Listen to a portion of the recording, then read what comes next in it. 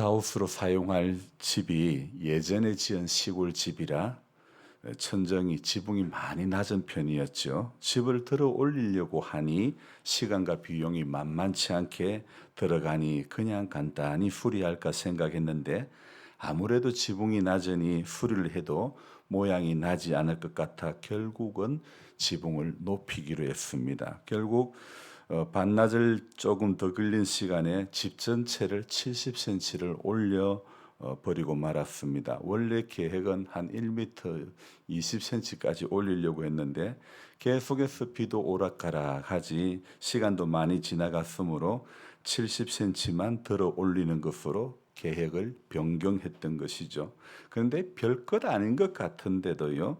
이렇게 조금 70cm를 올리고 나니 집이 완전히 모양이 달라집니다. 그래서 사실 이 집을 들어 올린다는 것은 일반 사람들은 상상도 할 수 없는 일이죠. 하지만 집은 분명히 들어 올릴 수 있다는 것이 증명되어졌죠. 여러분, 우리 믿음도요. 조금 올라가면요, 확실히 달라지는 것입니다. 보는 것이 달라지고 깨닫는 것이 달라지고 사는 것이 분명히 달라지게 될 줄로 믿습니다. 그렇다면 우리가 이런 질문을 하나 해볼 수 있습니다. 성경에요, 겨자씨 하늘만한 믿음이 있으면 이 산을 명하여 저 바다 가운데 던져진다는 말씀을 우리가 어떻게 해석해야 될까요? 성경에 나와 있으니 그대로 믿어야 된다. 아니다. 어떤 생각이십니까? 결론은 산이 바다의 가운데 옮겨진다고 믿지 않아야 된다. 저는 이렇게 말씀드리고 싶습니다. 왜 이런 말씀을 드리냐면, 물론 하나님께서 하신다면 분명히 집을 들어 올린 것처럼 산을 옮길 수 있으나 우리 예수님이 말씀하신 화법을 우리는 잘 한번 생각을 해보아야 된다는 것입니다. 교육과 우리 예수님은 그 교육의 전달 효과를 높이기 위해서 때로는 과장법이나 비유법을 종종 사용하시기도 한다는 겁니다. 그러므로 여러분, 성경을 문자적으로만 해석한다는 것은 굉장히 위험한 일이 될 수도 있는 거죠. 그래서 성경은, 어떤 사람은 성경은 1.1핵도 변함이 없다고, 그래서 성경을 문자적으로 해석하는 것을 좋아한다면 우리 성경에 이런 말씀이 있죠. 네 오른손이 그 오른눈이 범죄하면 오른눈을 뽑아버려라. 그러면 오른눈 뽑아야 돼요. 이러면 양손을 가지고 지옥 가는 것보다도 차라리 한 손 가지고 천국 가는 게 낫다 그러면 한 손 찍어버려야 되는 거예요. 그렇잖아요. 그래서 예수님이 하신 말씀들 중에 하나님께서는 어떤 일이든지 하실 수 있다는 것을 강조하기 위해서 나는 못해도 하나님은 하실 수 있다. 그래서 내게 겨자씨 하나만한 믿음이 있다면 이런 놀라운 일들이 일어난다. 이것을 말씀하시고자 하는 거죠. 그리고 아무리 작은 겨자씨라도 그 안에 생명력이 있으면 자라서 큰 나무가 되는 것처럼 우리 안에 믿음이 있으면 이 믿음이 성장하면 큰 능력이 있을 수 있다는 것입니다. 바로 이런 것들을 강조하시기 위해서 하신 말씀이죠. 그리고 한 가지 덧붙여 말씀을 드리면, 성경이 말하는 산을 문자적인 산으로 해석할 것만 아니라 사람이 해결할 수 없는 그런 모든 문제나 어려운 일을 가르치기도 한다는 사실을 우리는 알아야 되는 것입니다. 그래서 이 세 가지 중에 어느 것으로 해석을 해도 문제가 되지 않습니다. 예수님이 이 말씀을 하신 요지는 어떤 문제나 어떤 어려운 일도 믿음을 결코 가로막을 수 없다는 것을 말씀하시고자 하는 그 초점이죠. 그리고 우리 빌립보서 말씀에도 내게 능력 주시는 자 안에서 내가 모든 것을 할 수 있다. 그러면 나는 무슨 만능이다, 전부 다 가능하다, 이런 뜻이 아닙니다. 그래서 빌립보서 그 말씀도 해석을 할 때에 사실은 나는 어떤 상황에서도 대처할 능력이 있습니다. 이렇게 해석을 해야 정확한 해석이 되는 거죠. 예수님이 하신 말씀만 과장법으로 기록된 것은 아니더라 이거예요. 이스라엘 자손들이 그들이 광야로 나와서 약속의 땅으로 가는 이제 그 과정 가운데서 사람들이 원망하면서 이런 이야기했죠. 애굽 땅에서 고기 가마 곁에 앉아 있던 때, 그때 떡 함께 배불리 먹었던 그때 우리가 여호와의 손에 죽었더라면 왜 그때 죽지 않고 그때 거기 있었을 우리를 이 광야로 불러내어 온 회중이 줄여 죽게 하는도다. 이렇게 원망하지 않습니까? 이스라엘 자손이 그들에게 이르되 우리가 애굽 땅에서 고기 가마 곁에 앉아 있던 때와 사실 그들은 과거에 애굽에서 종살이했던 비참했던 때를 오히려 미화해서 회상을 하는 거죠. 물론 그들은 감독자들의 혹독한 감독 아래에서 가끔 고기국 끓이는 일과 뭐 가끔 빵 굽는 일이 그런 것이었을 건데, 그렇지만 그들은 마치 그때의 자신들에게는 고기와 빵이 엄청 풍부했던 것처럼, 그래서 정말 배불리 먹었다고 이야기하는 것, 정말 자랑처럼 과장함으로써 애굽의 종살이를 고통스럽거나 부끄럽게 생각하지 않는 비굴한 노예 근성을 드러냈던 것이죠. 여호와의 손에 그때 죽었더라면 좋았을 것을 너희가 이 광야로 우리를 인도해내어 온 회중이 줄여 죽는다. 그래서 정말 애굽의 10번째 내린 재앙 때문에 애굽인들과 함께 그때 같이 차라리 죽었더라면 좋았을 것, 이런 뜻이죠.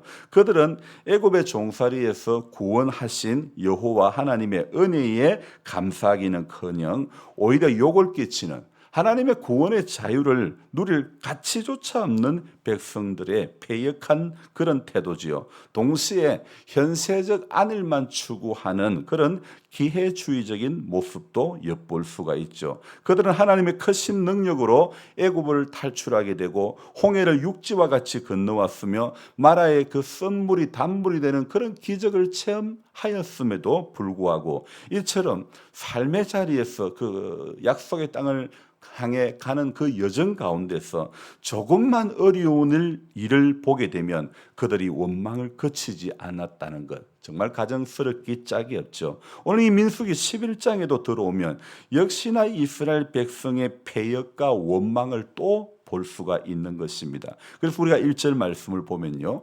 여호와께서 들으시기에 백성이 악한 말로 원망하며 여호와께서 들으시고 진노하사 여호와의 불을 그들 중에 붙여서 진영 끝을 사르게 하시매.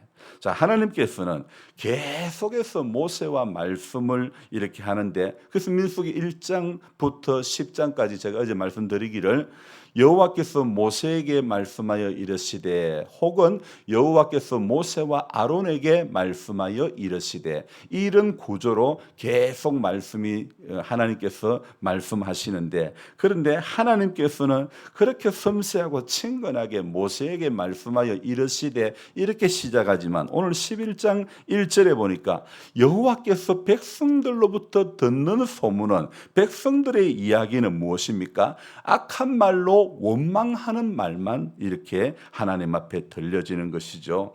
오늘 11장 1절에도 끝부분에 진영 끝을 사르게 하시며, 어제 말씀에도 진영에 대한 이야기를 했죠. 진영이 거룩하고 진영이 죄에 물들여지지 않기 위해서 진영 밖으로 다 몰아내라, 그런 이야기 어제 말씀드렸지 않습니까? 오늘 이 10장 34절도 한번 볼까요? 그들이 진영을 떠날 때에는 낮에는 여호와의 구름이 그 위에 덮였더라. 그러니까 민수기라는 성경을 읽다 보면 진영이라는 단어가 굉장히 많이 나옵니다. 하나님은 그들이 머무는 진영이 거룩해지고 또 하나님의 임재를 경험하기 위해서 하나님은 구름으로 해왔던 것이죠. 그래서 오늘 10장 34절에도 그들이 진영을 떠날 때에는 낮에는 여호와의 구름이 그 위에 덮였더라. 구름이 그들의 진영 위에 덮임으로 말미암아 하나님의 임재를 여실히 드러냈음에도 불구하고 오늘 이스라엘 백성들의 문제는 무엇입니까? 바로 불평 아닙니까?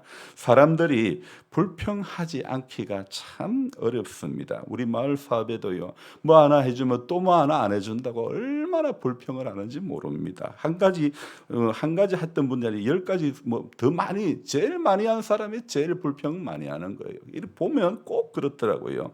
나쁜 환경, 가난, 부족한 것들이 있을 때 더 불평을 입에 달고 살죠. 이스라엘 백성들은요, 하나님이 그들과 함께 해주는 중에도 광야를 지내는 동안에도 놀라운 기적을 체험하고도 바로 이 불평 때문에 그들의 삶이 어려워진다는 것입니다. 불평하다가 많은 손해를 보았습니다. 그럼에도 사람들이 안 되는 게 바로 이 불평 관리가 너무도 안 된다는 것입니다. 안 하고 싶어도 어쩌면 자동적으로 불평을 이렇게 하게 되는데, 여러분 우리는 어떻게 불평 관리를 해야 할까요?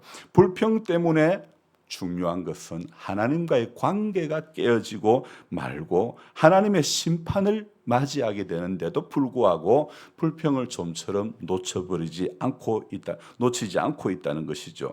그래서 오늘 민수기 11장 1절에는 하나님께서 들으시는 그 앞에서도 백성은 심하게 불평을 했다는 것이죠. 주님께서 듣고 진노하시어 그들 가운데 불을 놓아 진영 끝을 사르게 하셨다고 말씀하고 있죠.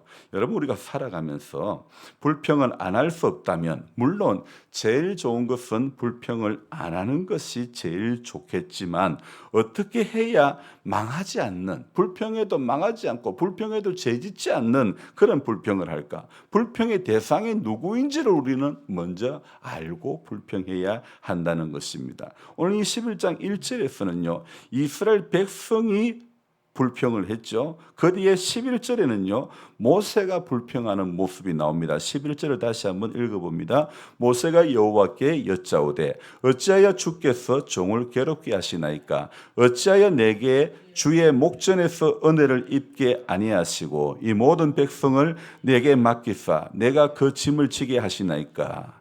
모세의 지금 불평이 무엇입니까? 어째 내게 이 모든 백성을 맡겨서 내가 그 짐을 지게 하시나이까? 그럼 모세는 근데 지금 누구에게 불평하는 겁니까? 하나님에게 불평하는 거죠. 자, 그러니까 오늘 하나님은 모세가 불평해도 긍정적으로 대답하셨고 백성들에게는 부정적으로 대답하십니다. 진영 끝을 사르게 하죠. 왜 그랬을까요? 백성들은요 서로에게 불평하고 아무것도 결국은 이루지 못합니다. 그러나 모세는요 어떤 문제라도 해결할 수 있는 하나님 앞에 자기의 불평을 이렇게 털어놓죠. 사람들은 대부분 어떻습니까? 상당수가 불평의 문제는 사람들에게 다 털어놓습니다. 여러분 우리 모세처럼 우리도 인생의 모든 문제를 해결할 수 있는 그분에게 나의 어려운 문제를 가져가는 법을 배워야 긍정적인 해답을 얻게 된다는 것입니다. 아멘입니까? 모세는요 자신을 향한 백성의 불평을 듣고 하나님 앞에 이 문제를 가지고 하나님 앞에 사실은 불평이라고 하지만 하나님 내가 이렇습니다. 이 현실이 이렇습니다. 내가 주의 목전에서 은혜를 입게 아니하시고 이 모든 백성을 내게 맡기사 내가 그 짐을 지게 하시나이까? 너무 자신에게 진 짐을 자신이 감당하기에는 힘드니까 하나님 앞에 말씀하고 있는 것이죠. 여러분 어떻게 우리가 불평을 사람에게 하지 않고 하나님 앞에 가져갈 것인지, 하나님 앞에 우리가 어떻게 내 어려운 상황, 나의 이 부족을 하나님 앞에 호소하는 것을 우리가 배울 수 있을까요? 또 사람이 어느 정도 불평을 하는지 오늘 이 민수기 11장을 보면요. 참 이 11장을 보면서 만나를 하나님께서 값없이 거둘 수 있게 해주시고 그런데도 불구하고 만나가 내려졌으면 만나로 인해서 만족했습니까? 우리 고기 먹고 싶다고 또 그러지 않았습니까? 여러분 참 먹을 것이 없을 때 만나를 주셨지만 사람들은 만나 때문에 또 불평하는 거예요. 풍족히 먹고 풍족히 쓰고 있는 만나가 그들의 불평의 원인이 되더라 이거예요. 이 만나가 있어서 먹을 것 염려 없는 그런 광야 생활을 하고 있는데도 불구하고 아니 그렇다면 더 이상 바랄 것이 뭐가 있겠습니까? 그런데 이스라엘 백성들은 그것만으로는 충분하지 않았던 모양입니다. 더 많이 가질 권리가 있다고 느낀 이스라엘 백성들은 이미 가지고 있는 것들을 잊어버리고 말았다는 것입니다. 우리 역시 그러지 않습니까? 이미 가진 것이 많음에도 불구하고 아직까지 가지지 못하는 것으로 인해서 마음이 이렇게 주눅들고 애타하는 그런 모습들, 우리 모습들 아닙니까? 그들은 하나님께 자신들의 필요를 채워달라고 구하지도 않았죠. 대신 고기를 요구했고 자기들을 돌보실 하나님을 더 이상 신뢰하지도 않았다는 것입니다. 애굽에서 먹었던 좋은 음식, 그때를 회상하면서 모세가 우리에게 고기를 주어 먹게 하라. 계속 요구죠. 계속 불평이죠. 여러분, 많이 가져도 불평하는 사람, 없어도 감사하는 사람이 되어야 하는데, 많이 가져도 불평하지 않는 사람, 없어도 감사할 줄 아는 사람이 되어야 되는데, 이런 사람은 참 좀에 잘 없는 것 같습니다. 여러분, 세상은 어떤 사람만 남아 있습니까? 무엇을 말해도 감사하는 사람, 무엇을 말해도 불평하는 사람, 이 두 종류만 있는 것 같습니다. 여러분, 나는 어떤 사람입니까? 사람이 우리가 일평생 살아가면서 감사와 불평 사이에 끼어 사는데 오늘은 또 어떤 모습으로 살게 될지 여러분 기도하면서 하나님의 인도를 받아 오늘 이 이스라엘 백성들이 걸어갔던 그 길을 걸어갈 것이 아니라 하나님께서 구름 기둥, 불 기둥으로 진영 가운데 함께 하셨듯이 우리의 삶의 터전 가운데서도 하나님의 임재를 늘 경험하면서 그렇게 가까이 가는 그런 복된 성도가 되시기를 주의 이름으로 축복합니다. 기도하겠습니다. 좋으신 하나님 아버지, 물이 써서 마시지 못할 때에 마라의 물이 달게 해 주셨습니다. 하나님은 먹을 것이 없을 때 만나를 허락해 주셨습니다. 그런데 불평할 만한 이유가 없을 것 같은데도 불구하고 이스라엘 백성들은 출애굽해서 약속의 땅에 여정에 이르기까지 매번 그들에게 나오는 것은 원망과 불평밖에 없었다는 것. 오늘 우리 모습을 대변하고 있는 것 아닙니까? 성경의 이야기가 구약에 패역했던 이스라엘 백성들의 이야기로 끝나는 것이 아니라 오늘 모든 것을 너무나 많은 것을 가지고 있음에도 불구하고 작은 것 없는 것 부족한 것 한 가지 때문에 감사하지 못하는 그런 어리석음이 우리에게는 얼마나 또한 많습니까? 하나님, 일평생 감사와 불평 사이에 살아가는 우리들입니다. 그래서 오늘도 어떤 모습으로 살아가야 하는 것을 우리는 정답은 압니다. 그런데 삶의 자리에서 무엇을 선택하고 어떤 결론을 가지고 살아야 할지를 종종 망각해버리고 마는 것 같습니다. 주님, 오늘도 우리를 깨닫게 해주셨사오니 하나님 이 하루도 감사와 불평 사이에서 감사의 사람이 될 수 있도록 도와주시기를 간절히 바라옵곤합니다. 전국적으로 비가 많이 내린 지역들이 있습니다.